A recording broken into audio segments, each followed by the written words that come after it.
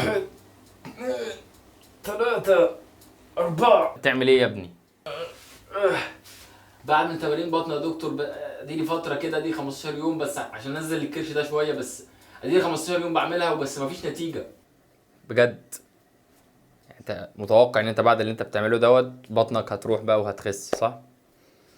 حلقه جديده. خسس منطقه البطن والخواصر والارداف وحولها لعضلات. كتير جدا جدا بنسمع الكلام الكليشيه دوت، موجود في عناوين فيديوهات، موجود في مقالات على النت.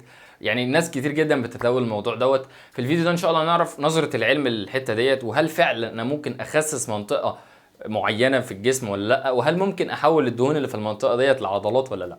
مبدئيا خلينا ناخد الجزء البسيط اللي مش هيبقى فيه اختلاف مع بعض ان شاء الله، ومش هندخل في جدال فيه. هو ان ما ينفعش حاجه او ما فيش حاجه اسمها ان انا احول دهون لعضلات. دي نوعيه من الخلايا نفسها. الخلايا الدهنيه في تركيبها غير في خلايا العضلات خالص، غير في خلايا الاعصاب. كل الجسم فيه انواع مختلفه من الخلايا، وكل خلايا بيبقى فيها بعض الوظائف المخصصه للخلايا ديت، وبالتالي ما فيش خلايا بتتحول لخلايا تانية الا في بعض الخلايا اللي اسمها الخلايا الجذعيه او الستيم سيلز. دي خلايا خاصه كده بيبقى اصلا موجوده في الجسم، العلماء مش لاقيين لها وظيفه، لكن لقوا ان الخلايا ديت ممكن تتميز لاي نوعيه تانية من الخلايا. ودي ثوره في الطب طبعا، لانها هتخلينا ان احنا نقدر نعالج مشاكل كتيره جدا ما كانش ليها علاج في الوقت الحالي. لكن ما فيش نوعيه من الخلايا تانية غير الخلايا الجذعيه بتتحول لنوعيه تانية من الخلايا. فاذا نقطه ان حول الخلايا الدهنيه لخلايا عضلات او عضلات، الكلام ده غلط. النقطة التانية معانا هي ازاي تخسس منطقة معينة في الجسم. مفيش حاجة اسمها السبوت ريدكشن او ان انا اخسس منطقة معينة من الجسم، دراع، ارداف، كرش، ايا كان المنطقة ديت، بالدايت والاكسرسايز الطبيعيين بتاعتنا. مهما عملت من دايت ونزلت او عملت تمرينات معينة، بص اعمل تمرينات معينة عشان تخسس منطقة معينة،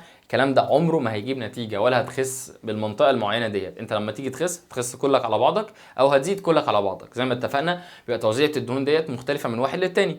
في واحد مثلا ممكن بيزيد من الدراعات، في واحد تاني بيزيد من البطن، وهكذا. لكن في بعض الاجهزه اللي بتستخدم في عيادات السمنه والنحافه زي جهاز الراديو فريكونسي، جهاز الليزر، جهاز الشوك ويف ثيرابي، الاجهزه دي كلها بتبدا تستخدم بطريقه ما، بطريقه علميه يعني مش عايزين ندخل فيها عشان الناس ما تفصلش.